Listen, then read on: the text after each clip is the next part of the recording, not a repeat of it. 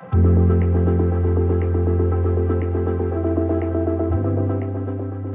everyone, Matt Hudson, Professor of Chemistry here at Stevenson. Today we're unboxing our brand new NMR, a Nuclear Magnetic Resonance Spectrometer. That's going to allow us to see the structure of molecules in real time.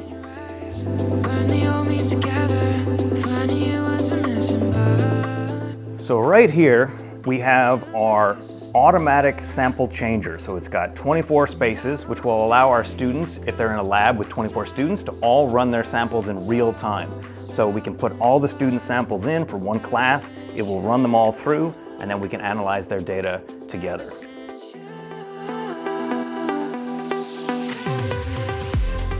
So this is the actual NMR instrument. So that sample changer will mount up on top, but your sample goes in here, and this will collect the data that we can use to process all of our organic chemistry lab experiments going forward. And it's a fundamental technique in the area of chemistry. Very excited to be able to have this instrument for our students. We look forward to letting them have access to it this fall in all their upcoming chemistry labs.